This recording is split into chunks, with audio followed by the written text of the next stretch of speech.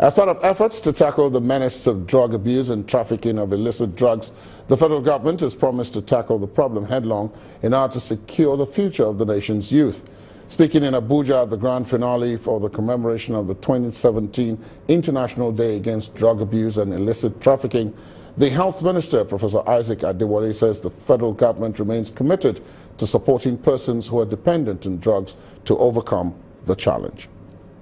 We also have from the presidency. Listen first.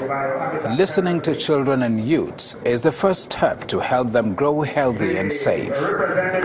That is the theme for the commemoration of the 2017 International Day Against Drug Abuse and Illicit Trafficking. With that theme, the Minister of Health restates government's commitment to tackle the menace of drug abuse through the enforcement of the nation's National Drug Master Plan. The increasing number of drug trafficking consumption and its impact on the state and society is not in doubt. As part of national efforts to reverse this trend, Nigerian joined member nations in April 2016 during the UN General Assembly Special Session on Drugs to affirm the 2009 policy document on political declaration and plan of action on international cooperation towards an integrated and balanced strategy to counter the world drug problem. At the event, the Deputy Governor of Kano State decries the increasing cases of drug abuse by children of wealthy people, while a consultant psychiatrist explains how to combat the menace. One of our biggest headache is the existence of a huge open drug market in our very large and famous Savangari market. We are still struggling with them. The Director General of the National Drug Law Enforcement Agency gives further insight on how to address the problem. Effective listening can equally address the issue of drug trafficking.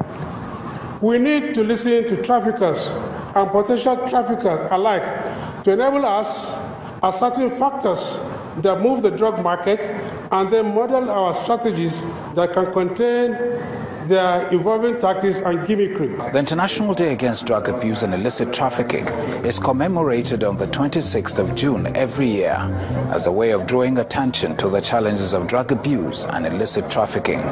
But the commemoration in Nigeria is coming a few days after due to the recently observed public holidays.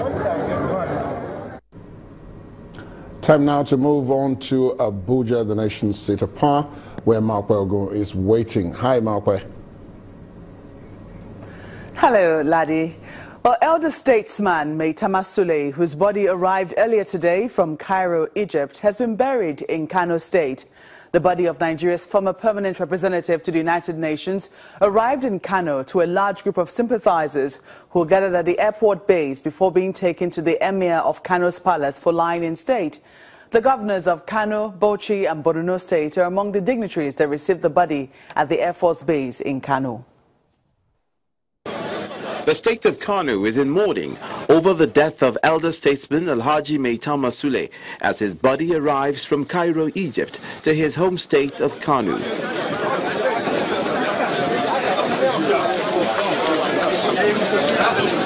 Prayers are observed. His residence in Kano now serves as a mecca of sorts for sympathizers who come to pay their respects to their dear leader, registering their condolences to his family, the people and government of Kano State.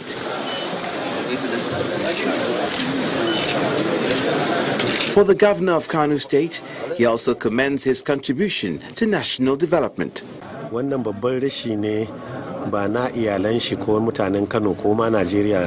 is a very big loss, not just for his family, or the people of Kano State, or for Nigeria. It is a loss to humanity, considering his influence. His legacy lives on. He is someone who spoke the truth and lived an exemplary life. His counterpart, the governor of Bauchi State, recalls Dr. Maitama Sule's exploits as a leader in the United Nations Committee on Anti-Apartheid. In the United Nations, he was the chairman of the Anti-Apartheid Committee, and he carried himself very well, which led to the eradication of the scourge of apartheid in Africa. For that reason, the late Damascene was a true son of Africa. His friends and associates eulogized the patriarch. He's a man of justice, honesty, and all that.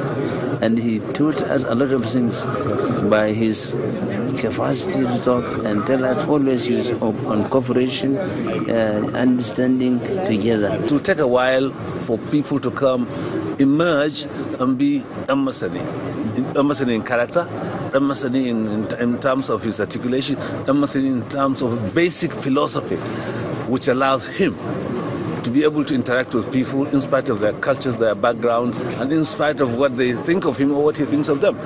Now the body of the elder statesman laid to rest, his position in Nigeria's history as a national treasure will remain his enduring legacy.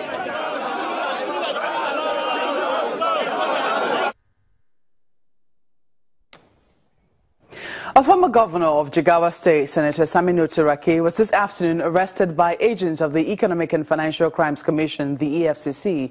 He was picked up at the venue of the public presentation of a book on Brigadier General Zakaria Mai Malari, the first regular combatant officer in the Nigerian Army in Abuja. Before the arrest, the EFCC had declared Turaki wanted for failing to present himself for trial since 2011 on 36 counts of corruption before the Federal High Court in Dutse. The court had issued a warrant directing the Inspector General of Police or his officers and the EFCC to arrest Saminu Turaki and bring him before the court. Justice S. Yahuza gave the order after Turaki consistently failed to attend trial. But attempts to execute the warrant failed as Turaki remained elusive.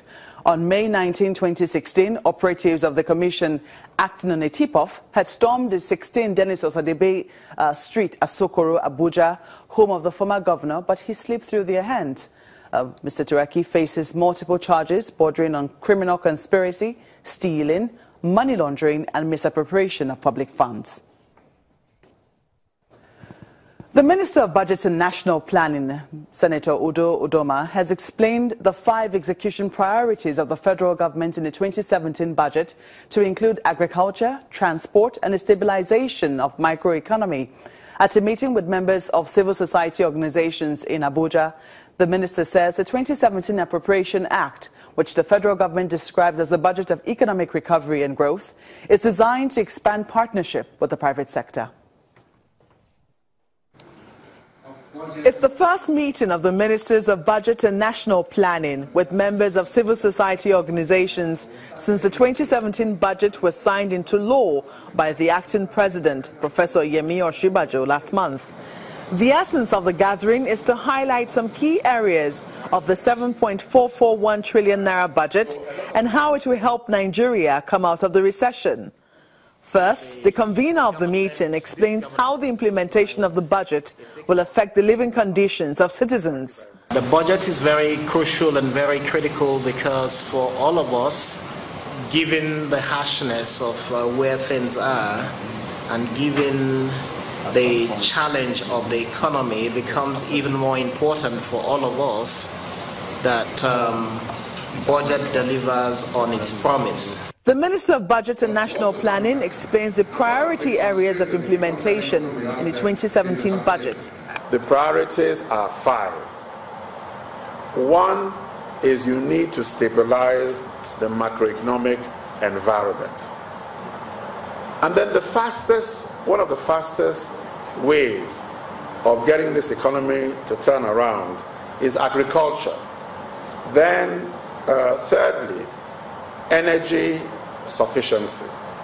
The minister also explains how the federal government will handle the over 2 trillion naira deficit in the 2017 budget.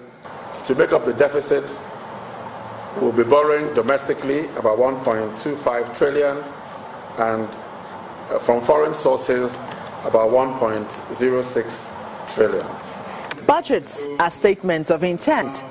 Meetings like this serve to remind government that their citizens expect that they will follow through their intentions with thorough implementation. The federal government's war on organized crime and corruption faces various forms of institutional resistance. Acting President Yemi Osinbajo says the federal government will soon unveil a policy on community policing to check various forms of criminality in the country. A group of current and former security officials are calling for lasting changes in the structuring of the Nigerian police force for enhanced law enforcement. Our correspondent, Ajuri Ngelale, reports. Catch a criminal is one thing, to prosecute a criminal is another, with competing interests conspiring to undermine judicial integrity and effectiveness. High-level security experts advocate an expedited evolution of Nigerian police strategy and architecture toward the prioritization and enhancement of crime prevention and detection. Transmuting 35 years of policing experience into an intellectual property, the former IG says that in order to prevent crimes, knowledge more than sheer force must define Nigerian policing. The logic is simple. You cannot give what you do not have. You cannot offer a professional law enforcement service without knowledge, no matter the level of supporting in motivational packages. Indeed, Your Excellency, modern law enforcement function is no longer defined by numbers, but by knowledge. Acting President Yemi Osinbajo, through a representative, says the federal government will soon unveil a new community policing strategy. He has also, like the chairman and others who have spoken, come to the conclusion that there is no way we can continue with the way we are policing now. And he is looking very carefully at the issue of community policing. And very soon, he will come out with a policy on that, and also a draft law. Notably, current and former political office holders split with current and former police professionals on the issue of state policing. I disagree with the author's position that state policing, though theoretically ideal, is liable to be abused. I posit, instead, that we must always strive for the ideal without losing sight of reality. We still cannot run away from the fact that we must have state police. Having served under political office holders at both state and federal levels, former IG Mike Okiro warns that Nigerian history reveals the dangers of state police. Regional police, Nigeria, had 3 regions, and then each region has its own police. If we're a center of history, you know the role the police played during the Western crisis of the 60s.